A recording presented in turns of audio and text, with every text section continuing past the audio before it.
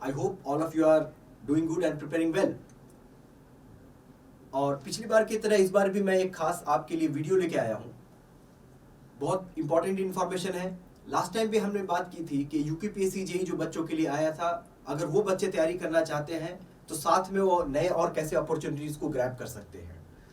इस बार हम खास तौर से ये जो वीडियो लेके आए हैं, ये आपके बहुत सारे ऐसे सवाल हैं जो इन सवालों को सॉल्व कर सकता है। क्योंकि ये वाला वीडियो जो है, मुझे ऐसा लगता है कि सबसे ज्यादा जो सवाल पूछा गया है बच्चों से उससे रिलेटेड है, और वो सवाल है that is all about RRB. RRB के साथ प्रॉब्लम क्या है कि एक बार पीछे एग्जाम हो चुका है 3 साल पहले। वैकेंसी का जो आप देखेंगे कि नंबर ऑफ वैकेंसीज ये बहुत ज्यादा रहती है इसमें, तो बच्चे इस अपॉर्चुनिटी को मिस नहीं करना चाहते हैं। But at the same time problem क्या है, नोटिफिकेशन वगैरह कुछ आया नहीं है, बट इट इज एक्सपेक्टेड। हम एक्सपेक्ट कर रहे हैं, बच्चे भी एक्सपेक्ट कर रहे हैं, but we don't have any notification कि भाई ये एग्जाम होगा कब। पर साथ में बच्चों के दिमाग में सबके ये भी है कि अगर ये एग्जाम का नोटिफिकेशन आ जाता है तो क्या हमारे पास उतना वक्त रहेगा कि मैं प्रिपरेशन कर लूं। तो मैं क्या करूं, क्या मैं इसका प्रिपरेशन करूं अभी या मैं इसका प्रिपरेशन ना करूं। और एट द सेम टाइम जो बच्चे एसएससी की तैयारी कर रहे हैं वो ये सोच रहे हैं कि हम फोकस किस पर करें, एसएससी पर फोकस कर ले या फिर आरआरबी जिसमें बड़ा एक वैकेंसी आने वाला है वहां के लिए हम तैयारी पहले से करके रखें। तो बेसिकली आप अगर ध्यान दें तो मुझे भी ऐसा फील होता है कि बच्चों का ये असमंजस में आना बहुत बहुत मैंने ऑब्वियस है। कोई भी बच्चा एक बार के लिए सोचेगा कि मैं किस पर्टिकुलर एग्जाम के लिए तैयारी कर लूं, और यहां पर फिर हम आपको एक्चुअली हमारा रोल आता है, हम बताएंगे आपको कि आपको कैसे करना बेहतर रहेगा। बाकी आपकी मर्जी है, लेकिन हाँ, उसको बताने से पहले क्या करना बेहतर रहेगा ये हमारे लिए जरूरी है कि हम ये जान लें कि आरआरबी जो है हमारा वो एसएससी के रिस्पेक्ट में कितना अलग है या कितनी सिमिलरिटी है एसएससी के साथ हमारी। जब तक हम ये इसके पूरे सिलेबस को एक एक इसके चैप्टर जो हमारा जो सिलेबस में आता है, चाहे टेक्निकल हो चाहे नॉन टेक्निकल हो आपके आरआरबी का, इसको हम थॉरली हमने एनालाइज किया कि आखिर अगर कोई बच्चा एसएससी जेईई की तैयारी करना चाहता है तो क्या वो आरआरबी की तैयारी कर सकता है साथ में, और अगर वो करता है आरआरबी की तैयारी साथ में तो कितना ऐसा पोर्शन है जो उसको फिर अलग से करना पड़ेगा। बेसिक जो मैंने कहा था आप समझ रहे हैं, आरआरबी का नोटिफिकेशन नहीं आया हुआ है, एसएससी का ऑलरेडी नोटिफिकेशन अवेलेबल है। तो बच्चों के दिमाग में होगा ना कि जिसका नोटिफिकेशन है क्या उसकी तैयारी करें, या फिर जो नोटिफिकेशन जिसका नहीं आया है बट क्या उसकी वैकेंसीज बड़ी होती है तो क्या उसका तैयारी कर ले। इस सवाल का आज जरूर आपको जवाब मिल जाएगा। So let us move to the next one. और इसमें सबसे पहले मैं आपको अनाउंस कर दूं खास तौर से कि एसएससी का हमारा 24 अप्रैल को जो बैच आ रहा है वो आपके लिए बहुत एक एडवांटेजियस है। क्यों? हमने एनालाइज किया कि आरआरबी और एसएससी में क्या सिमिलरिटी है, और मैं आपको अभी आने वाले स्लाइड्स में थॉरली 1 by 1 एक एक करके मैं बताऊंगा भी। तो हमने जब उसको एनालाइज करने के बाद हमने देखा कि जो आपका नॉन टेक पोर्शन है वो ऑलमोस्ट एसएससी के बराबर ही है, यहां तक कि थोड़ा एसएससी से लो लेवल भी बोल सकते हैं, बट जस्ट कंसीडर कि ऑलमोस्ट सेम है कुछ एक पार्ट छोड़ के। एट द सेम टाइम जो टेक्निकल पोर्शन है वो भी ऑलमोस्ट सेम है कुछ एक पार्ट छोड़ के। तो हमने जो अलग वाला पोर्शन था, जो ऐसा लगा कि जो आरआरबी में अलग से करना चाहिए, एसएससी के तैयारी के अलावा भी जो कुछ पोर्शन आरआरबी के लिए हमें करना पड़ेगा, उन पोर्शंस को हमने आइडेंटिफाई किया। बहुत एक छोटा सा पोर्शन आया तो हमें लगा क्यों ना ऐसा कर ले कि एसएससी वाले बच्चे को ही ऐसा हम प्रोवाइड करें कि वो एसएससी और आरआरबी हम दोनों की तैयारी करवा दे। मतलब उस अलग से जो एक्स्ट्रा पोर्शन है आरआरबी का उसको भी कवर कर दिया जाए। और ये आपके लिए सबसे बड़ा एडवांटेज होगा कि जो एसएससी का इस बार हम बैच ला रहे हैं 24 अप्रैल को, इस बैच में हम एसएससी और आरआरबी दोनों की तैयारी करवाएंगे। सो ये आपके लिए बहुत इंटरेस्टिंग है। बट हाँ, डिसीजन लेने से पहले मैं एक बार जरूर चाहूंगा कि आप इस वीडियो को पूरा देखें आने वाले स्लाइड्स में, क्योंकि जो हमने एनालाइज किया है, एनालिसिस हमने जो की है और उसमें जो हमने समझा है वो आपके सामने प्रेजेंट करेंगे अभी हम। बाकी इससे रिलेटेड हमारा आपको पता है 5 से 9:30 शाम को हमारा बैच होता है। जो भी और बाकी क्वेरीज होंगी आप या तो यहाँ कॉल कर सकते हैं या फिर साथ में आप हमारे masterlearner.in पर विजिट कर सकते हैं। So do not forget to join our batch from 24th April. Let us move to the another slide. तो सबसे पहले आरआरबी में जाने से पहले हम उसके एग्जाम पैटर्न को एक बार देख लें। एग्जाम पैटर्न देख लेंगे, फिर हम एक एक करके सारे सब्जेक्ट्स को हम थॉरोली इन्वेस्टिगेट करेंगे। सो एग्जाम पैटर्न को अगर हम देखें तो इसका 2 सेट का एग्जाम है। एक आपका होता है CBT 1 बोलते हैं, कंप्यूटर बेस्ड है ये भी, और दूसरा आपका CBT 2। ठीक है, सो CBT 1 और CBT 2 में एक फर्क क्या है? CBT 1 आपका स्क्रीनिंग बेस्ड है। स्क्रीनिंग मतलब उसके मार्क्स का, उसमें जो आप मार्क्स लाएंगे वो मार्क्स आपके सिलेक्शन के लिए नहीं है, स्क्रीन आउट होने के लिए है। अगर आप इसमें क्वालिफाई कर जाते हैं पहले टेस्ट में तो क्या होगा, फिर you will be eligible to sit for the CBT 2। आप CBT 1 में क्वालिफाई करें तो CBT 2 में आप बैठ सकते हैं। फिर जो आपके CBT 2 में आपके मार्क्स आएंगे उसके बेसिस पर आपका सिलेक्शन होगा, फिर आपका document verification and medical examination होगा, और आपके इस एग्जाम में 1/3 के नेगेटिव मार्किंग रहती है। ये तो आपका हो गया एक मोटा मोटी वो क्या बोलते हैं एग्जाम का पैटर्न। अब अगर आप ध्यान दें कि आपके इस कंप्यूटर बेस्ड टेस्ट 1 में क्या रहता है, तो इस कंप्यूटर बेस्ड वाला जो हमारा टेस्ट है CBT 1, इसमें आपके मैथमेटिक्स रहता है, इसमें जनरल इंटेलिजेंस रहता है, reasoning, general awareness and general science. ये अलग अलग मार्क्स के हिसाब से डिस्ट्रीब्यूटेड रहता है। जैसे मैथ का करीब 30 नंबर के आसपास रहता है, जनरल इंटेलिजेंस या फिर रीजनिंग आप देखेंगे ये करीब 25 नंबर का होता है। तो ये आप चाहे तो ऐसे आप डिस्क्रिमिनेट कर सकते हैं, हालांकि कोई जरूरी नहीं है। करीब ये आप बोल सकते हैं ये 30 के आसपास, ये करीब 25 के आसपास, और आपका जनरल अवेयरनेस करीब आपके 15 नंबर के आसपास होता है ना। और जनरल अवेयरनेस के बाद आपका फिर ये जनरल साइंस आपका करीब 30 नंबर का रहता है। तो अब ये जो डिस्क्रिमिनेशन है ये सब ऐड करके 100 मार्क्स के बन जाते हैं। आउट ऑफ 100 आपको लाना होता है कुछ एक नंबर जिससे कि आप क्वालिफाई कर जाए, और जब आप क्वालिफाई कर जाएंगे तब आप एलिजिबल होंगे दूसरे CBT 2 माने दूसरा जो सेट है आपका एग्जाम का, उसको लिखने के लिए एलिजिबल होंगे। इसमें एक बहुत बड़ा सवाल ये है कि CBT 1 और CBT 2 के बीच में कितने टाइम पीरियड का गैप होता है। ये टाइम पीरियड का गैप ऐसा नहीं है कि हमेशा एक ही तरह का होगा, पर पिछले जो एग्जाम इन्होंने कंडक्ट किया था उसके हिसाब से अगर हम देखें तो इसमें जो हमारा टाइम गैप है करीब करीब ऐसा देखा गया, करीब 2.5 महीने के आसपास, 3 महीने के आसपास एक गैप रहता है। सो 2-3 महीने का गैप रहता है आपका CBT 1 और CBT 2 के बीच। यानी वो एक टाइम पीरियड ऐसा है कि आप अगर सिर्फ CBT 1 का अभी प्रिपरेशन स्टार्ट करेंगे तो आपको उस वक्त में, किस वक्त में, जब आपको जहां क्वालिफाई करना है, ये तो सिर्फ स्क्रीनिंग होगी, और आपके CBT 2 टेस्ट के बाद में ही आप RRB में क्वालिफाई कर सकते हैं।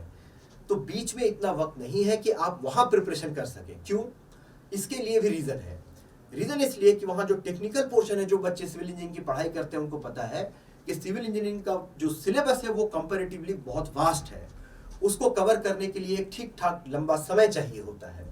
So that is it. Now it is very important for any of the student. क्या ये कि आपको अगर सच में आप डेस्परेट हैं कि RRB की तैयारी मैं पहले से करके रखूं, तो आपको CBT 1 और CBT 2 दोनों की तैयारी आपको पहले से करके रखनी होगी। ठीक है, so now coming to the next point. इसमें आपका जो CBT 1 है ये 100 मार्क्स का होता है और 90 मिनट, 1.5 घंटे के लिए होगा। Each question will B containing 1 mark. ठीक है, अब अगर नेक्स्ट वाले में हम अगर जाते हैं जो CBT 2 है, CBT 1 में अगर बच्चा क्वालिफाई हो गया तब वो CBT 2 लिखता है। CBT 2 जो लिखेगा उसमें फिर हमारा क्या सिलेबस रहता है वो देख लेते हैं।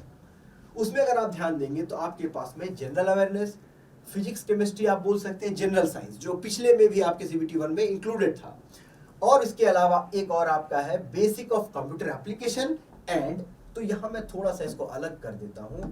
ये दोनों तो पहले ही आपके पास इंक्लूडेड था जो पिछला टेस्ट आपने दिया था, और ये जो आपका पोर्शन है that is basic of computer science application and basics of environment and pollution control, ये दोनों आपका फिर CBT 2 में समझो एक नया से इंक्लूड हो गया टॉपिक। और इसके अलावा जो आपका नेक्स्ट है that is all your technical ability.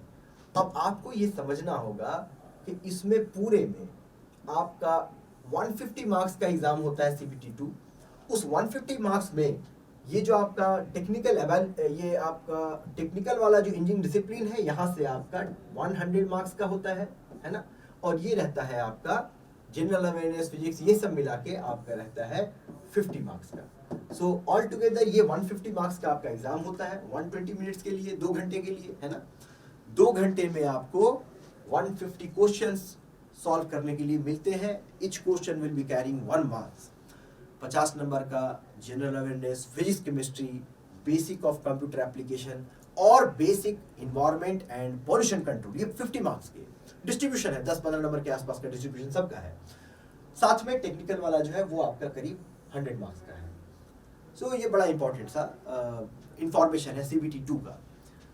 अब ये CBT 1 और CBT 2 में एक और भी इंफॉर्मेशन है जो आपको याद रखना चाहिए कि CBT 1 तो जनरल अवेयरनेस टाइप का मैक्सिमम था, फिर रीजनिंग थी, फिर जनरल अवेयरनेस। अब ये CBT 2 में जब आप एग्जाम के लिए बैठेंगे तो आपको यहाँ पर एक वर्चुअल कैलकुलेटर भी दिया जाता है। मतलब ये ऑनलाइन टेस्ट है, कंप्यूटर बेस्ड है, तो उस कंप्यूटर के स्क्रीन पर ही आपको एक कैलकुलेटर अपीयर होगा। उस कैलकुलेटर को आप यूज कर सकते हैं RRB के CBT 2 टेस्ट में। ठीक है, नेक्स्ट अब हम एक काम करते हैं, इसमें जितने भी सब्जेक्ट्स हैं उनका थोड़ा वेटेज, अच्छा ये जो वेटेज है टेंटेटिव वेटेज है, पिछले 2 बार के एग्जाम के हिसाब से हमने इसको लिखा हुआ है। ऐसा नहीं है, थोड़ा बहुत ये चेंज भी हो सकता है। ठीक है, तो अगर हम इस पर ध्यान दें सब्जेक्ट वाइज वेटेज के हिसाब से, तो और उन सारे सब्जेक्ट को अगर हम फिर एक एक करके देखें और ये कंपैरिजन भी आप समझ लें, क्योंकि ये जब हम एनालाइज करेंगे इसी दरमियान, इसी इन बिटवीन में हर एक सब्जेक्ट को जो मैंने लिखा है हम वो भी देखेंगे कि ये SSC JEE से अलग है कितना, या कितना साथ में इसके सिलेबस इसका कितना मैच करता है। सो let us begin with the first one, that is mathematics. ये मैथमेटिक्स आपका बेसिक वाला है। कौन सा बेसिक वाला? जो नॉर्मल आप पढ़ते हैं ना, वो रेशियो, प्रोपोर्शन या परसेंटेज या time and work, distance, as calculation, ये बेसिक मैथमेटिक्स जो होता है बहुत बेसिक वाला, ये आपके RRB में इंक्लूडेड है आपके, है ना। और ये मैथमेटिक्स से आपका आता है करीब करीब 30 मार्क्स का। ये आपका SSC में बोलेंगे तो या किसी और एग्जाम में जो इंजीनियरिंग के एग्जाम होते हैं उनमें ये ज्यादातर नहीं देखा जाता है, बट यह आसान है, बेसिक है, अच्छा है ये। फिर आपका दूसरा आता है जनरल इंटेलिजेंस। ये जनरल, अब ये वाला पार्ट थोड़ा अलग जरूर है बट बहुत ही इजी है। आप खुद सोच सकते हैं, रेशियो, प्रोपोर्शन, टाइम, वर्क, ये सब बहुत आसान है। जनरल इंटेलिजेंस जो है ये ऑलमोस्ट SSC के जैसा ही है। जनरल इंटेलिजेंस, आपका जनरल इंटेलिजेंस और रीजनिंग दोनों आपके SSC में आपको पढ़ना पड़ता है। इस जनरल इंटेलिजेंस में आप देखेंगे तो जैसे होता नहीं सीरीज वगैरह को कंप्लीट करना, इस तरह का जो सवाल आता है, हमने एग्जांपल भी यहाँ दिया हुआ है कि ऐसे इस तरह के सवाल आपको SSC में भी मिलते हैं और इस तरह के सवाल आपको RRB में भी मिलते हैं। हालांकि अगर ध्यान से हमने जब ऑब्जर्व किया यहाँ तक कि ये तो हो गया एक पैटर्न का कि जनरल इंटेलिजेंस से सवाल का आना, but at the same time हमने ये भी इवैल्यूएट किया कि SSC और RRB में जो सवाल आ रहा है उसमें डिफिकल्टी लेवल कैसा है। तो RRB का जो डिफिकल्टी लेवल है वो कंपैरेटिवली थोड़ा सा लोअर साइड है। ठीक है, RRB में SSC से थोड़ा सा लोअर साइड पे आता है आपको जो डिफिकल्टी लेवल है। देखिए, इसीलिए आपको एक एक सब्जेक्ट को समझना होगा। पहला मैंने जो बताया बेसिक मैथमेटिक्स वो अलग है, SSC में नहीं है वो। नेक्स्ट आपका है जनरल अवेयरनेस। जनरल अवेयरनेस जो है ये भी आपका अगर बात करें, देखिए जनरल अवेयरनेस में कोई भी ये नहीं बोल सकता है कि जनरल अवेयरनेस में क्या डिफरेंसेस है। डिफरेंसेस पता करना मुश्किल है क्योंकि ये बड़ा वास्ट एरिया होता है जनरल अवेयरनेस। इसमें बहुत सारी चीज़ इंक्लूड किए, कुछ भी इंक्लूड किए जा सकते हैं। बहुत सारे जनरल अवेयरनेस के सवाल होते हैं, बट फिर भी हमने इसको कोशिश किया कि एक बार समझे कि क्या फ़र्क है। तो SSC JEE में जैसे आप देखेंगे तो स्पोर्ट्स रिलेटेड क्वेश्चंस अगर पूछना है उनको तो वो पूछते हैं स्पोर्ट्स रिलेटेड क्वेश्चंस, या फिर करंट अफेयर में उनको पूछना है तो ओलंपिक्स वगैरह से पूछ लिया उन्होंने, स्पोर्ट्स अवार्ड, रिटायरमेंट। अगर RRB में देखेंगे आप तो इसमें ज़्यादातर पर्सनालिटी कोई पर्सनालिटी दे दिया, फिर पूछते हैं कि वो किस स्पोर्ट्स से एसोसिएटेड है, इस तरह के क्वेश्चन ये पूछते हैं। तो एक्चुअली में क्या है, SSC और RRB में भी हमने कंपेयर किया, इसमें डिफिकल्टी और इजीनेस बताना थोड़ा सा मुश्किल है क्योंकि ये सिर्फ नॉलेज बेस्ड है। मतलब ये ऐसा होता है ना जैसे हमारे टेक्निकल में होता है कि थोड़ा कॉम्प्लिकेटेड या डिफिकल्ट क्वेश्चन आया कि सवाल को समझना मुश्किल हो रहा है या सॉल्व करने के लिए आपको जो बनाने का तरीका है, अप्रोच है, कॉन्सेप्ट चाहिए होगा। जनरल अवेयरनेस में ऐसा कुछ नहीं चाहिए होता है। जनरल अवेयरनेस में सिर्फ आपको नॉलेज उस बात की होनी चाहिए, तो वैसा ही आता है। जैसे इसमें मैंने एग्जांपल भी एक लिख के दिया है, RRB में जैसे पूछ लिया इन्होंने कि तो मोर और लेस हमने इसमें ये देखा कि जनरल अवेयरनेस SSC और RRB का ऑलमोस्ट सेम है, तो इसमें ज़्यादा घबराने की बात नहीं है। नेक्स्ट आपका जो है ज्योग्राफी पे आ जाते हैं। स्पोर्ट्स के अलावा जो ज्योग्राफी है आपका जनरल अवेयरनेस में, इस ज्योग्राफी में जो सवाल RRB पूछता है वो भी आपको SSC से थोड़ा आसान पूछता है। कोई कॉमन नोन फैक्ट्स वगैरह या स्टेट से रिलेटेड सवाल ऐसे पूछ लिया करता है। तो ज्योग्राफी वगैरह में भी कोई फर्क नहीं है। स्पोर्ट्स हमने देख लिया। नेक्स्ट है आपका हिस्ट्री। जनरल से के हिस्ट्री वाले पोर्शन में अगर आप देखें तो जैसे पूछ लेते हैं वार रिलेटेड क्वेश्चंस वगैरह पूछ लेते हैं, या इसका कुछ इंपॉर्टेंट डेट पूछ लेते हैं कि कौन से दिन पे हुआ था। लेकिन एसएससी के रिस्पेक्ट में ये भी हमने जब कंपेयर किया तो हमने पाया कि कंपैरेटिवली थोड़ा सा इजी क्वेश्चन, इजी किसको कहते हैं फिलहाल जनरल अवेयरनेस में, चाहे आप स्पोर्ट्स में ले चाहे ज्योग्राफी में, हिस्ट्री में, इजी हम तब कहते हैं जिस जानकारी को एक्चुअली क्या है बहुत डेप्थ में जानकारी पूछना, डिटेल पूछना, वो हम बोलते हैं थोड़ा टफ हो गया। या फिर बहुत जो कॉमन है कि कॉमन लोगों को इतना अगर पढ़ाई करता है तो नॉर्मली सरफेशियल पढ़ाई करने पर भी कुछ जानकारी हासिल हो जाती है, वैसी जानकारी को हम बोलते हैं कि थोड़ा इजी जानकारी है वो। तो वैसे में हमने कहा कि ये थोड़ा सा हिस्ट्री लेवल पर भी हमने आइडेंटिफाई किया, तो हमने देखा कि ये आरआरबी का थोड़ा सा कंपैरेटिवली इजी ही है एसएससी के, but nevertheless it is almost kind of same. Coming to the current affair, current affair वाला पोर्शन अगर देखें इस जनरल अवेयरनेस में, तो आपका जो important event and important dates are mostly asked in RRB की वर्ल्ड, जैसे पूछ दिया ना theme of the world water day क्या था, अब ये नहीं मालूम होगा तो जनरल ये करंट अफेयर में कैसे होता है ना, अब जैसे चल रहा होता है, जब ये 2019 में चल रहा था मान लो कि theme of world water day 2019 में, तो जब जिसने न्यूज़पेपर देखा होगा या जब ये न्यूज़ वगैरह सुनते होंगे उस समय ये वर्ड यूज किया होगा, क्या, लीविंग नो वन बिहाइंड, यही थीम था उस समय वर्ल्ड वाटर डे का। तो इस तरह के सवाल पूछे जाते हैं आपके करंट अफेयर से। नेक्स्ट अगर आप देखें फिजिक्स, जो आपका जनरल साइंस वाला पोर्शन है। नाउ जनरल अवेयरनेस हमने कवर किया, कंक्लूड भी करते चलते हैं। जनरल अवेयरनेस का ये कंक्लूजन है कि उसमें आपके आरआरबी और एसएससी जेईई में कोई फर्क नहीं है। जो हम एसएससी जेईई की यहाँ तैयारी करवाते हैं उसमें जो हम जनरल अवेयरनेस या जो पढ़ाई करवाते हैं that is similar to the RRB, तो हमें उसमें कोई खास डिफरेंस नहीं है। ठीक है, एक पार्ट अभी तक हमने डिफरेंस को आइडेंटिफाई किया है, that is all about mathematics. वो जो क्लास 10th तक वाला मैथमेटिक्स होता है जहाँ ratio, proportion, time and work, वो पोर्शन को हमने आइडेंटिफाई किया जो एक अलग से बच्चों को करना होगा आरआरबी के लिए। नेक्स्ट जो आपका पोर्शन है दैट इज जनरल साइंस। आपको मालूम होना चाहिए कि जनरल साइंस आपके एसएससी में भी है और आपका जनरल साइंस आपके आरआरबी में भी है। हालांकि इसको भी हमने ध्यान से देखा तो पता चला कि आपका जो फिजिक्स केमिस्ट्री वाला जो पोर्शन है ये भी आपके एसएससी और आरआरबी में सेम है, कोई खास फर्क नहीं है। हालांकि फिर भी हमने कुछ ऐसे एग्जांपल्स भी इसमें उठा लिए हैं, जैसे अगर आप फिजिक्स में देखेंगे कि ज्यादातर क्वेश्चन पूछा जाता है इलेक्ट्रोस्टैटिक्स से, ऑप्टिक्स से, ये सब पूछा जाता है।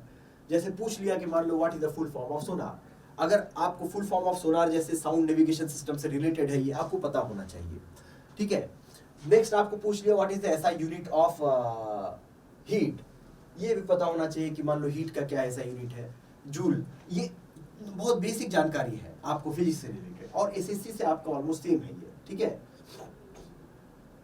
मोस्ट यहाँ तक कि ये क्वेश्चन तो जो मैंने लिखा है which was also asked in SSC JEE, ये आपको आरआरबी में भी पूछा गया है और ये वाला एसएससी जेईई में भी पूछा गया है। तो ये ऐसे बताना चाहता हूँ कि इनका जो पोर्शन है फिजिक्स केमिस्ट्री वाला ये एसएससी जेईई से अलग बिल्कुल भी खास नहीं है, आरआरबी और एसएससी का ऑलमोस्ट सेम है। केमिस्ट्री में अगर आप देखना चाहें तो ज्यादातर जो क्वेश्चन है ऐसे पूछ लेता है कि कोई केमिकल रिएक्शन से या फिर कोई common name of the element पूछ लिया, या पीरियोडिक टेबल से ज्यादातर क्वेश्चन देखा गया है आपका, जो हम ऑलमोस्ट जितने भी बच्चे वो पढ़ाई किए हुए रहते हैं। ठीक है, तो पीरियोडिक टेबल से पूछ लिया या फिर किसी एलिमेंट को दे दिया, जैसे एक एलिमेंट देते हैं मान लो C2H6O, पूछा इसका नाम क्या है बताना है। ठीक है, C2H6O का नाम बताना है, that is all your ethanol. अब ये बेसिक है ना, बेसिक ऑफ केमिस्ट्री का कंपोनेंट है कि आइडेंटिफाई करके नाम बताना है आपको। या फिर पूछ लिया कि सिल्वर पार्टिकल टर्न्स ब्लैक, ये टर्न ब्लैक हो जाता है, आप देखे होंगे ना सिल्वर चांदी को अगर खुले में छोड़ दिया कई बार क्या होता है सल्फर के साथ रिएक्शन करके सिल्वर सल्फराइड बना लेता है Ag2S और ये जो है आपका ये ब्लैक टर्न कर जाता है। तो कौन सा फॉर्मेशन है पूछ दिया था, ये दैट Ag2S। इस तरह के सवाल आपको मिलेंगे केमिस्ट्री में आरआरबी में, which is almost similar as SSC JEE. Next अगर आप बायोलॉजी से रिलेटेड देखें तो ज्यादातर सवाल आपको मिलता है इसमें विटामिन या डिजीज कॉज से रिलेटेड या डिफिशियंसी हो जाता है ना, कुछ क्या विटामिन की डिफिशियंसी से क्या बीमारी हो जाती है, या किसी का साइंटिफिक नेम पूछ लिया या किसी साइंटिस्ट का पूछ लिया या उसकी थ्योरी पूछ ली। इस तरह के बेसिक सवाल बायोलॉजी से पूछे जाते हैं। जैसे आप एग्जाम्पल में देखें तो पूछ सकते हैं कि विटामिन के की कमी से आपको क्या होगा, तो आपको अगर मालूम है तो आप आंसर दे सकते हैं कि भाई failure of clotting of blood होगा, है ना। या फिर पूछ सकता है who discovered the mosquitoes spread malaria, ये कौन बताया है कि मलेरिया जो है मच्छर फैलाते हैं, तो आपको नाम पता होना चाहिए साइंटिस्ट का, सर रोनाल्ड रॉस। इस तरह के सवाल आपको आरआरबी में जनरली पूछे जाते हैं, that is similar to once again SSC JEE. Let us conclude now, यानी जो जनरल साइंस का पोर्शन है आपका physics chemistry and biology, that is same as SSC JEE. Are you getting my point? Keep note down. हमने अभी तक जो identify किया है वो पहला वाला पोर्शन था, अभी तक वही है, और ऑलमोस्ट बाकी सब सेम चल रहा है। Thorough investigation, question to question पूरा इन्वेस्टिगेट करने के बाद की बात कर रहे हैं हम। So coming to the next point, अब हमारा ये टेक्निकल पोर्शन आता है। नॉन टेक वाला पोर्शन हमने बता दिया आपको। टेक्निकल पोर्शन को हम ध्यान से देखेंगे कि इसमें हमारा क्या क्या सिमिलरिटी है और क्या क्या डिफरेंस है।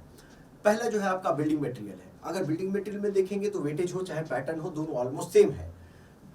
डायरेक्ट कुछ न्यूमेरिकल बेस्ड क्वेश्चन आ जाते हैं, और बिल्डिंग मटेरियल से वैसे भी क्वेश्चंस आपको मालूम है एसएससी जेईई में भी अच्छा खासा ही आ जाता है ना।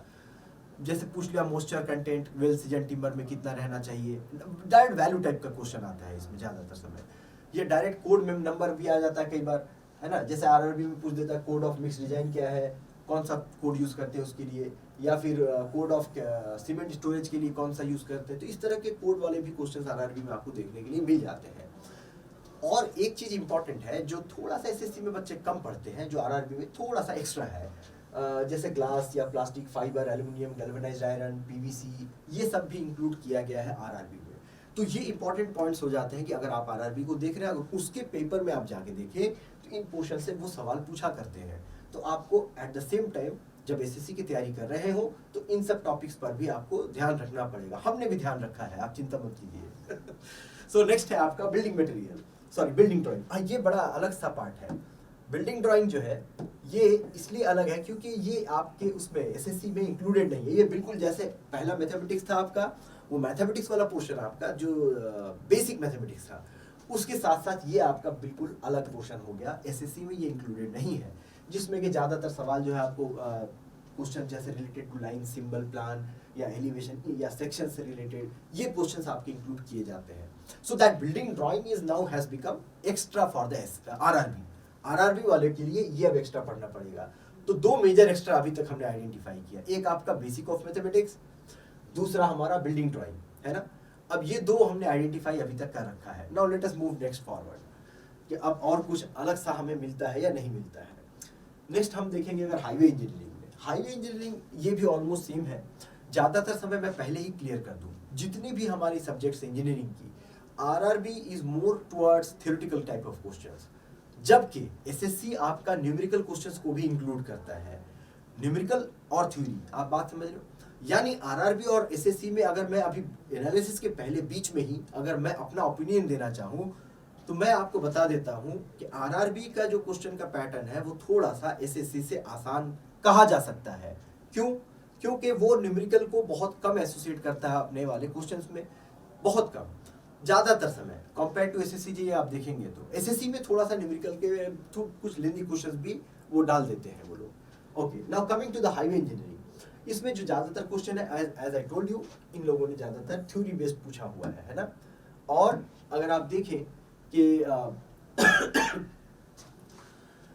एसएससी में इन लोगों ने न्यूमेरिकल वाला पार्ट भी कवर किया हुआ है, जैसे एसएसडी, ओएसडी या सुपरएलिवेशन का या ट्रांजिशन कर्व का या कोई ट्रैफिक कैपेसिटी एनालिसिस, ऐसा कुछ भी है। ये सब आरआरबी में कम पूछा जाता है, कारण इन सबसे न्यूमेरिकल्स आ जाते हैं। तो इन सब पार्ट को थोड़ा कम पूछते हैं न्यूमेरिकल्स वाले पोर्शन में। हम क्या है बाकी जो प्रिपरेशन करते हैं तो सुपरएलिवेशन कैलकुलेशन करना या फिर एसएसडी या ओएसडी या फिर ये सब हम कैलकुलेट करते रहते हैं।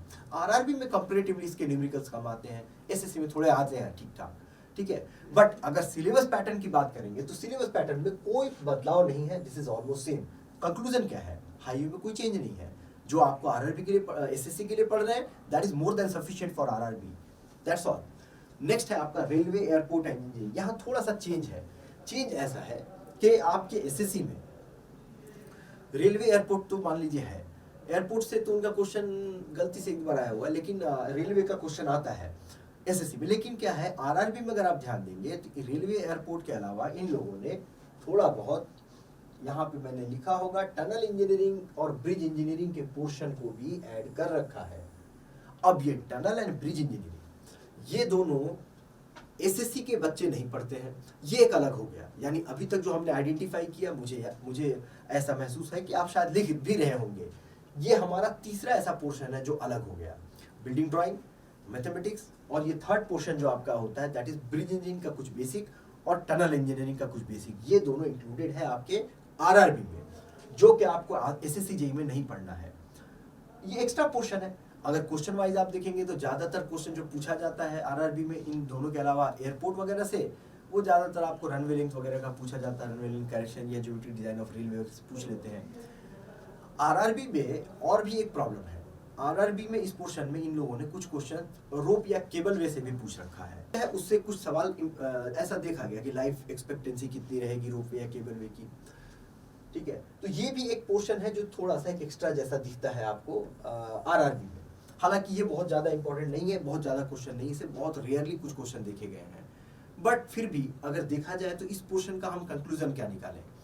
मेरे हिसाब से इसका जो कंक्लूजन होगा, रेलवे एयरपोर्ट की तैयारी करे बच्चा, एसएससी में जैसे कर रहा है, अलॉन्ग विद दैट टनल को और ब्रिज इंजीनियरिंग को जरूर कवर कर ले, basics of the tunnel engineering and bridge engineering, इसको जरूर कवर कर ले, वो उसके आरआरबी के लिए मोर देन सफिशिएंट हो जाएगा। Now moving to the next portion, computer aided design, CAD. ये अब आपका मेजर डिफरेंस होता है। जैसे आपका बिल्डिंग ड्राइंग एक अलग था, उसी तरह ये वाला पोर्शन भी आपका एक अलग पोर्शन बनता है आरआरबी में। ये एसएससी जेईई में नहीं रखा गया है। So SSC JE does not have this particular computer aided design. इससे जो बेसिक सवाल होते हैं, बस बेसिक सवाल ही आते हैं, ठीक है। ऑटोकैड जो बच्चे पढ़े उनको पता है, नॉर्मल ऑटोकैड के जो कमांड्स हैं उससे रिलेटेड बहुत बेसिक सवाल आते हैं, तो वेरी इजी टू कंप्लीट। ये कोई ऐसा बहुत डिटेल वाला पार्ट नहीं आता है इसमें। नेक्स्ट देखें अगर बिल्डिंग कंस्ट्रक्शन में, तो इसका वेटेज ठीक रहता है आरआरबी में, बिल्डिंग कंस्ट्रक्शन से रिलेटेड। पैटर्न और क्वेश्चन दोनों अगर आप बात करें तो दोनों ही ऑलमोस्ट आपका सेम है एसएससी में और आरआरबी में, इसमें कोई खास फर्क नहीं है। हाँ, एक बोल सकते हैं लिफ्ट एस्केलेटर वगैरह है जो आपके आरआरबी में मेंशन किया गया है। अगर आप आरआरबी की तैयारी करते हैं तो लिफ्ट एस्केलेटर से रिलेटेड जो बेसिक सवाल है या बेसिक जो कॉन्सेप्ट है वो आप देख के जरूर जाना चाहिए आरआरबी के लिए specially. Now next one is advance construction technique and equipment. ये जो advance construction technique and equipment है, आप अगर ध्यान दें तो ये भी थोड़ा एक अलग पोर्शन है आपके एसएससी के कंपैरिजन में। जैसे आर्टिफिशियल टिम्बर हो गया, सॉइल रिइंफोर्सिंग टेक्निक हो गई, floor finishing machines, pile driving equipments हो गए। हालांकि पाइल ड्राइविंग इक्विपमेंट्स में कुछ तो आप ऐसे भी देख लेते हैं सॉइल मैकेनिक्स वगैरह में, बट और थोड़ा सा पाइल ड्राइविंग इक्विपमेंट अलग से इन लोगों ने लिख के दिया हुआ है। Then stone crusher. अब ये सारे टॉपिक जो है ना, ये आपके आरआरबी में इंक्लूडेड है, जो कि आपको एसएससी में इस तरह से अलग से पढ़ना नहीं पड़ता है, हो सकता है, लेकिन आरआरबी के लिए जब आप जाएंगे तैयारी करके तो आपको इन कुछ एडवांस कंस्ट्रक्शन टेक्निक्स को आपको थोड़ा बेसिक देख के जाना चाहिए। ये एक आपके लिए एक अलग पोर्शन बन जाता है जो आप अलग से इस एसएससी में नहीं करते हैं। नेक्स्ट अगर सब्जेक्ट की बात करें तो इरिगेशन इंजीनियरिंग है। इरिगेशन में आपका क्या है, ये ऑलमोस्ट सेम है, इसमें कुछ खास फर्क नहीं है। हाँ, ये बोल सकते हैं कि आरआरबी में इससे न्यूमेरिकल कम आता है और थ्योरी जो पोर्शन है वो थोड़ा सा ज्यादा आता है, that's all, it is almost same, no need to discuss here. Next है, क्यों नहीं कर रहा हूं, क्योंकि देखो earthen dam and coffer dam अगर इसमें इंक्लूडेड है, 2 पॉइंट तो हमने आइडेंटिफाई कर रखा है। अगर कोई आरआरबी में करना चाहता है तो basic of earthen and coffer dam कर सकता है इरिगेशन में, बट इसके अलावा और कुछ खास एक्स्ट्रा नहीं है।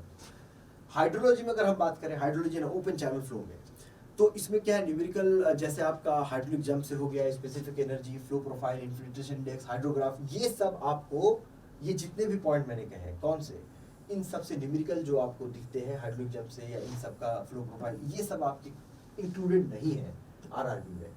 हाइड्रोग्राफ्स वगैरह का न्यूमेरिकल ये सब इंक्लूडेड नहीं है, आपको इसके न्यूमेरिकल्स आरआरबी में नहीं देखने को मिलते हैं, ठीक है। और जैसे डायरेक्ट कुछ डेरिवेशन टाइप का हो गया कि कुछ डेरिवेशन का फॉर्मूला डायरेक्ट आता है ना, वो डायरेक्ट फॉर्मूला बेस पे भी पूछ देते हैं सवाल आपके आरआरबी में। Like relation of critical depth and specific energy है, फॉर्मूला लिख दिया, बोला इसमें से कौन सा सही है कौन सा गलत है। तो थोड़ा बेसिक आसान क्वेश्चन ही आता है। जो डिफरेंस है वो ये है कि थोड़ा आपको एसएससी में इसमें न्यूमेरिकल इन्वॉल्व है और इसमें आरआरबी में इससे काफ़ी कम है। तो ये पोर्शन आपके आरआरबी में काफ़ी नॉमिनल पूछा जाता है, बहुत ज़्यादा नहीं, 4 से 5 ही क्वेश्चन मैक्सिमम मिलते हैं इसमें। नेक्स्ट आपका fluid mechanics and hydraulic machine. Fluid mechanics वाला क्या है, लेवल ऑफ क्वेश्चन थोड़ा सा आरआरबी में एसएससी के कंपैरिजन में आसान रहता है। लेवल ऑफ क्वेश्चन अगर आप ध्यान दें तो जैसे मान लीजिए न्यूमेरिकल क्वेश्चंस ऑब्वियसली जो भी आपके पूछे जा सकते हैं या पूछे जाते हैं एसएससी में, वो आपको आरआरबी में इसमें न्यूमेरिकल कम मिलेगा देखने के लिए। अब hydraulic machine not being asked in RRB, जो हाइड्रोलिक मशीन वाला पोर्शन है जो बच्चा एसएससी में पढ़ के जाता है, अब ये फिर वहाँ पे एडवांटेज क्या होता है, आरआरबी वालों को इसकी चिंता नहीं करनी होती है। बट जो भी बच्चा प्रिपरेशन कर रहा है एसएससी जेई के लिए, हाइड्रोलिक मशीन में पढ़ ही रहा है वैसे भी, ठीक है। Vortex flow, turbulent flow, drag, lift, ये सब थोड़ा आरआरबी में कम पूछा जाता है इन सब पोर्शन से, लेकिन एसएससी में हम ये सब पढ़ते हैं, है ना। तो कंपैरेटिवली आप ध्यान देखेंगे तो फ्लूइड मैकेनिक्स का जो सिलेबस है पूरा, या हाइड्रोलिक मशीन का, fluid mechanics and hydraulic machine SSC का सिलेबस कंपैरेटिवली थोड़ा ज़्यादा है, ज़्यादा पढ़ना पड़ता है। आरआरबी में इससे कम पूछा जाता है, तो कम पढ़ने से भी काम चल जाता है। बट हमारा तो ये सोचना था कि एसएससी और आरआरबी जब साथ में ही तैयारी करें तो क्या कम और क्या ज़्यादा पढ़ना, that obviously you have to study the fluid mechanics and hydraulic machine. Surveying की अगर हम बात करें तो थोड़ा रिमोट सेंसिंग से भी क्वेश्चन पूछ देता है आपके आरआरबी में, जो एसएससी में उतना इंक्लूडेड नहीं है। कंपेयर आप करेंगे तो इसका जो वेटेज है न्यूमेरिकल का, वो भी यहाँ कम है। जैसे होता है ना कंपास या लेबलिंग वगैरह का जो थोड़ा न्यूमेरिकल सब आ जाता है आपके इसमें एसएससी जेईई में, वो वाला न्यूमेरिकल इसमें थोड़ा कम इंक्लूड किया जाता है आरआरबी वाले एग्जाम में, ठीक है। उसके बाद आप देखिए अगर प्रीवियस ईयर के हिसाब से, तो ये एक बहुत इंपॉर्टेंट सब्जेक्ट भी है आपके एसएससी के लिए, ठीक है। बट सिलेबस वाइज कुछ चेंज नहीं है, आपको जो एसएससी के लिए पढ़ना है that same can be studied for the RRB also. In fact SSC में आपने न्यूमेरिकल सॉल्व ज़्यादा किए हैं, आरआरबी में आपको थोड़ा कंपैरेटिवली इजी न्यूमेरिकल या फिर आसान वाला थ्योरेटिकल क्वेश्चंस आपको देखने के लिए मिलेगा सर्वेइंग में। नाउ नेक्स्ट आपका जो सब्जेक्ट है दैट इज सोम स्ट्रक्चर। इसमें आप देखेंगे तो आईएलडी केबल या फिर आपका आर्चेज, स्प्रिंग, ये सब आपके इंक्लूडेड है किसमें, थिक एंड थिन सिलेंडर, ये इंक्लूडेड है किसमें, ये इंक्लूडेड एसएससी जेईई में। लेकिन ये आपके ये सब जो पोर्शन में बात कर रहा हूँ, आईएलडी हो गया, केबल हो गया, या आर्चेज हो गया, स्प्रिंग हो गया, थिन थिक सेल हो गया, ये आपके आरआरबी में इंक्लूडेड नहीं है। तो कंपैरेटिवली आरआरबी का जो पोर्शन है इसमें थोड़ा आसान बन जाता है compare to SSC JE SOM structure के रिस्पेक्ट में, क्योंकि सोम स्ट्रक्चर का जो ये पार्ट है, ये पार्ट कभी कभी, हालांकि देखिए मैं आपको एक बात क्लियर बता दूं कि आईएलडी से भी बहुत ज़्यादा क्वेश्चन एसएससी में भी नहीं देखने के लिए मिलता है। एक गलती से दे दिया कोई सिंपली सपोर्टेड, या फिर कुछ ऐसा ही दे दिया और पूछ दिया कि एक रिएक्शन का एक वो आईएलडी क्या होगा टाइप का, एक क्वेश्चन मुश्किल से देखने के लिए एसएससी में भी मिलता है। तो एसएससी वाले भी इसको ऐसे भी कुछ खास ध्यान नहीं देते हैं।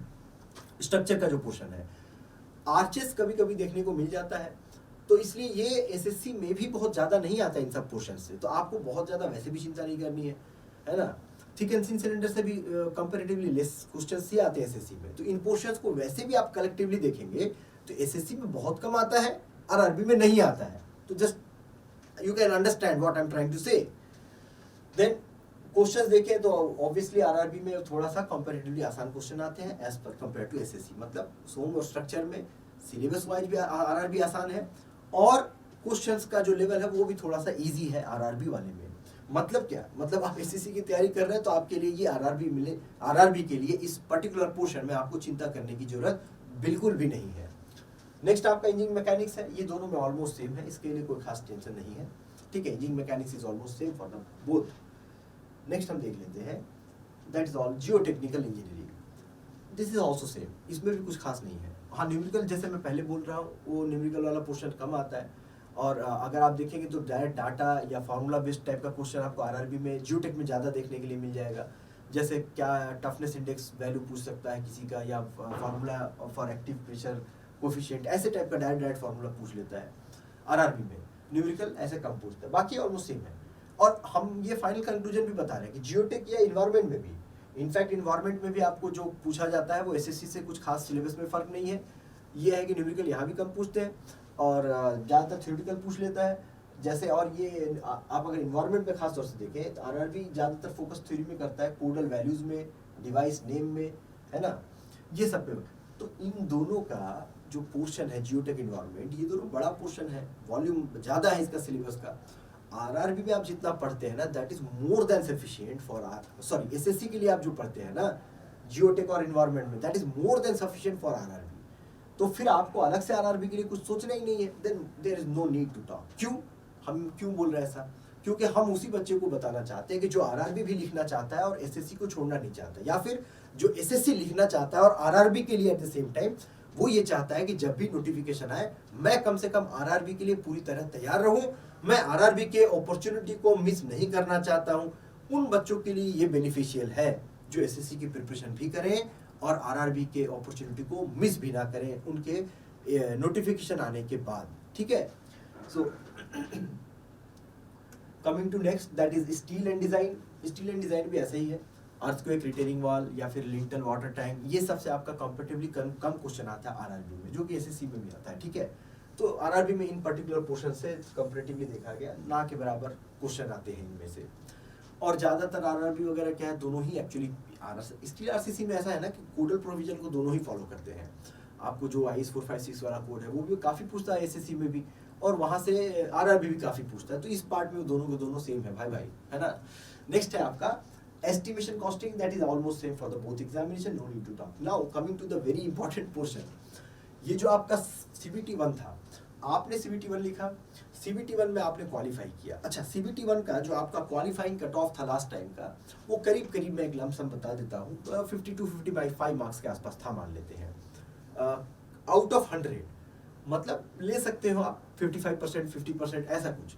तो वो मार्क्स जब क्वालिफाई, ये पिछली बार का बता रहा हूँ मैं, जब लास्ट टाइम हुआ था 2019 या 20 में, तब आपको अब 52-55 CBT1 का आपने दिया, कट ऑफ था। फिर उसके बाद CBT2 आपने लिखा, तो CBT2 से आपका क्वालिफाइंग है ये, तो CBT2 का भी तो कुछ होगा ना।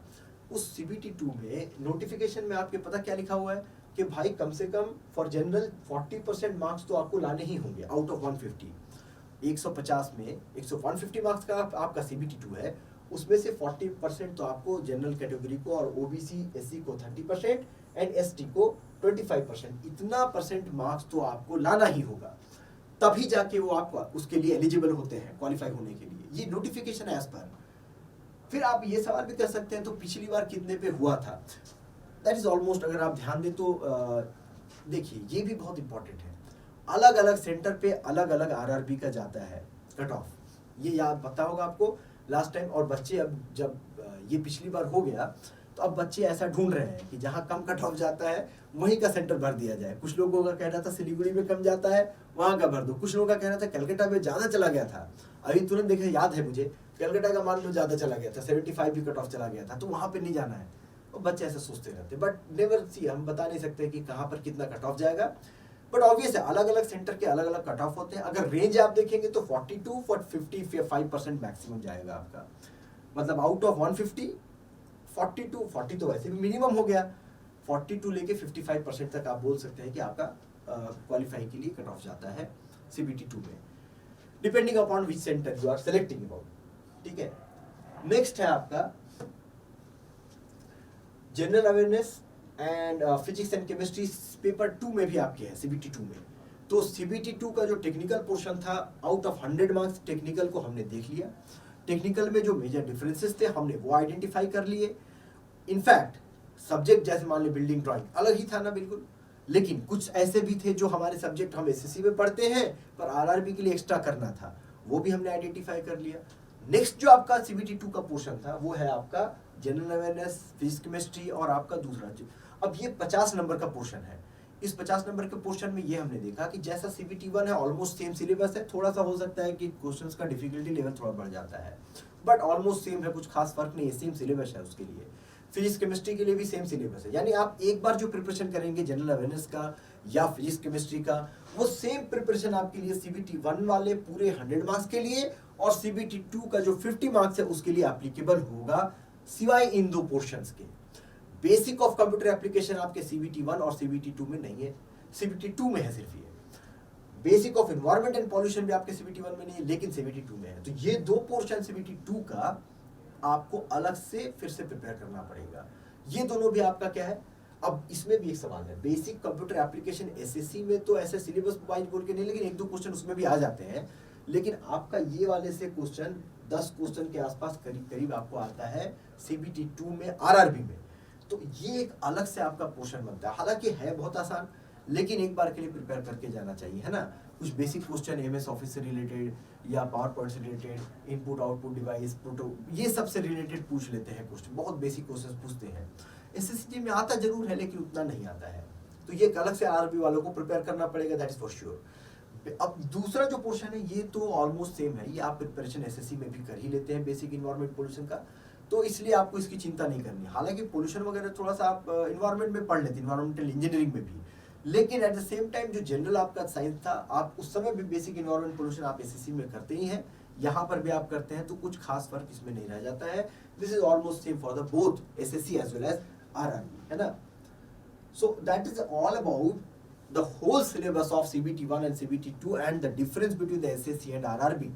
Now what conclusion मैंने बताया ना कि हर एक पोर्शन जो हमने एनालाइज किया है उसके अकॉर्डिंग और बच्चों के क्वेरी के अकॉर्डिंग हमने फाइनलाइज किया कि जो बच्चे एसएससी का एग्जाम लिखना चाहते हैं, ये वाला जो बैच अब 24 अप्रैल को हम लेके आ रहे हैं आपके लिए, उसमें एसएससी जेई का भी आप प्रिपरेशन करेंगे. अगर हम उसमें एसएससी जेई और आरआरबी दोनों का प्रिपरेशन करवाएंगे, सो दैट अगर फ्यूचर में अपकमिंग डेज में जैसा बच्चों को लगातार लग रहा है कि शायद कभी भी आ सकता है नोटिफिकेशन, तो आप अगर पहले से प्रिपेयर्ड होकर रहेंगे एसएससी की डायरेक्शन में, तो अलाइनमेंट में तो आप कर ही रहे प्रिपरेशन, पर साथ में आप आरआरबी के लिए भी प्रिपेयर होते रहेंगे.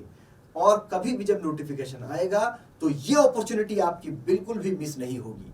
दैट इज वेरी इंपॉर्टेंट, है ना, क्योंकि नोटिफिकेशन आने के बाद आपको इतना वक्त नहीं रह जाता है कि आप फिर से कहीं ज्वाइन करें, प्रिपेयर करें.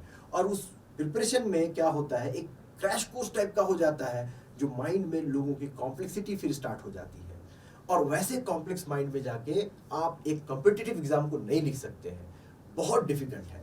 तो बेसिकली अच्छा ये रहेगा, as long as you are preparing for SSC JEE, do not miss the chance for RRB also. So let us prepare both exam SSC and RRB together. और मेजर जो हमने difference पहले बात की थी, that's all here. Building drawing, computer aided design, ये building drawing जो आपके एसएससी में नहीं है, आरआरबी में है. कंप्यूटर एडेड डिजाइन, ऑटोकैड जो आपके एसएससी में नहीं है, आरआरबी में है. Then some advance construction technique जो हमने बात की थी, है ना, एंड मैथमेटिक्स जो आपका बेसिक क्लास 10 वाला, जस्ट बेसिक, है ना, जो आपका ratio, proportion, percentage, time and work, ये वाला, ये आपके किसमें, आरआरबी में है, जो कि आपके एसएससी में नहीं है. ये आपका मेजर पोर्शन है जो अलग से आरआरबी में पढ़ना पड़ेगा, जो एसएससी की आप तैयारी करेंगे. तो इस बार जो भी आपका बैच हमारा आ रहा है उसमें ये पोर्शंस जो अलग से हैं, इन पोर्शंस को हम जरूर कंप्लीट कराएंगे, so that the student will get the both the SSC JEE as well as RRB, दोनों का प्रिपरेशन बच्चों का हो जाए, यही हमारी चाहत है इस बार. Next, RRB JEE has a more focus towards theory portion. ये सब पोर्शन हमने ऑलरेडी देख लिया, लेकिन जो मेजर आपका जो डिफरेंस वाला पोर्शन है वो हम जरूर कवर करेंगे. और ये बहुत ज़्यादा बड़ा पोर्शन भी नहीं है, इसलिए आपको घबराने की भी जरूरत नहीं है. दोनों एग्जाम आराम से साथ में प्रिपेयर किया जा सकता है, ठीक है. हाँ, एक फ़र्क है कि SSC JEE में कन्वेंशनल एग्जाम होता है आपका, जो पेपर 2 में आपका SSC JEE में होता है. इस आरआरबी में आपका पेपर 2 में ऐसा कुछ कन्वेंशनल नहीं है, दोनों के दोनों आपका कंप्यूटर बेस्ड है. पेपर 1 भी, पेपर 2 भी आपका CBT1 एंड CBT2. ये एक डिफरेंस है दोनों के एग्जाम के पैटर्न में, बट पढ़ाई के और सिलेबस के पैटर्न में जो मेजर डिफरेंस था वो हमने नोट डाउन किया हुआ है, और उसको भी हम कंप्लीट कर लेंगे. That's all from my side. So I hope ये आपके लिए बहुत ही बेनिफिशियल रहा होगा. आपको इस पूरे वीडियो को देखने के बाद आपको ये समझ जरूर आ जाएगी कि आखिर आरआरबी और एसएससी को साथ में प्रिपेयर कैसे करें. सो आई होप जो भी बच्चे तैयारी करना चाहते हैं एसएससी जेईई का, और साथ में ये चाहते हैं कि मैं आरआरबी की भी प्रिपरेशन कर लूं, this is the right time. From the 24th April join us. Thank you everyone. Let us meet on 24th April.